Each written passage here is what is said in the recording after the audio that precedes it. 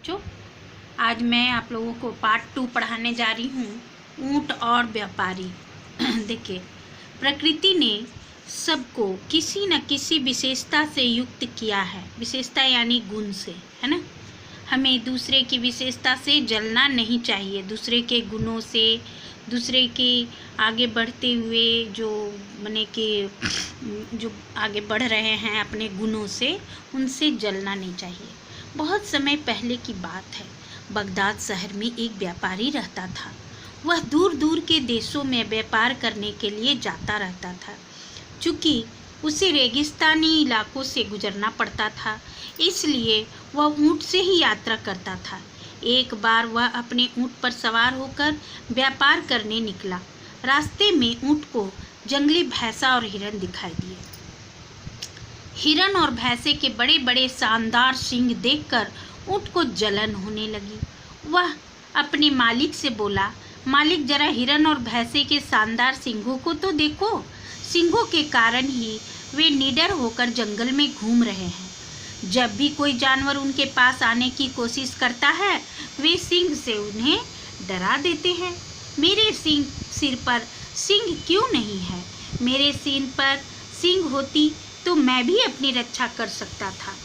ऊँट की यह बात सुनकर व्यापारी को हंसी आ गई। वह बोला, ईश्वर ने उन्हें सींग इसलिए दिए हैं क्योंकि वे जंगल में रहते हैं। उन्हें अपनी रक्षा के लिए सींग आवश्यक है, किंतु तुम तो पालतू जानवर हो, जंगल में नहीं शहर में रहते हो, भला तुम्हें सींगों की क्या आवश्यकता? भगवान ने हम सभी को जरूरत के अनुसार कुछ न कुछ दिया है। तुम बिना पानी के रेगिस्तान में लंबी दूरी तय कर सकते हो। तय करना यानी दूरी तक चलना। पूरी संसार में यह विशेषता केवल तुम्हारे ही पास है। अतः दूसरों से अपनी तुलना करने के बजाय अपने गुणों पर ध्यान दो। व्यापारी की बात सुनकर ऊँट शांत हो गया। थोड़ी दूर आगे बढ़ने पर ऊँट को एक तेज दौड़ता हुआ घोड़ा नजर आया। घोड़े की रफ्तार देखकर ऊँट को पुनः जलन होने लगी। ऊँट मन ही मन सोचने लगा, काश मैं भी घोड़े जैसा तेज दौड़ सकता। उसने अपने मालिक से फिर कहा, मालिक, हमारे अंदर घोड़े जैसी ताकत क्यों नहीं है? अगर मेरे अंदर ताकत होती तो मैं भी इसके जैसा दौड़ पाता। इतना सुनते ही मालिक जोर जोर से हंसने लगा।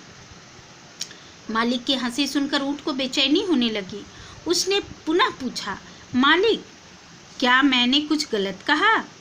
मालिक ने जवाब दिया, अरे मूर्ख, अगर तुम भी औरों की तरह होते तो रेगिस्तान में कैसे चल पाते? तुम ही एकमात्र ऐसे प्राणी हो जिसके पैरों में भगवान ने गद्दा लगाया है। तुम इसी गद्दे की सहायता से रेगिस्तान में चल सकते हो। जानते हो बच्चों, रेगिस्तान का जहाज कहा जाता है ऊँट को। ऊँट शांत हो गया। थोड़ी दूर आगे बढ़ने पर ऊँट को एक हाथी नजर आया जिस पर तलवारें लदी थी। ऊँट को फिर से जलन होने लगी।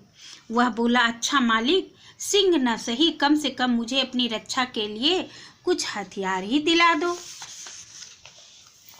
ऊँट की बचकानी बातें सुनकर व्यापारी को झुंझलाहट होने लगी।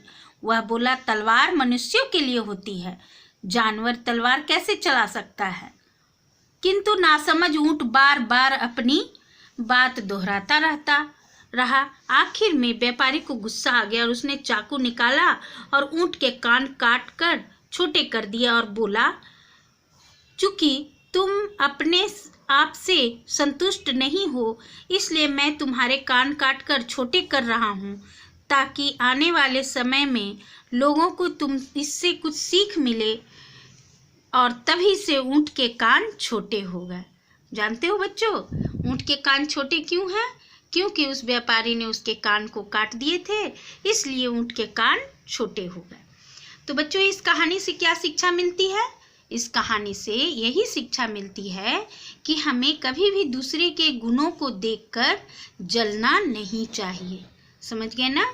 अगर आप जलन करोगे तो आपकी ही हानि होगी, जैसे ये ऊँट की हानि हुई। ओके, धन्यवाद।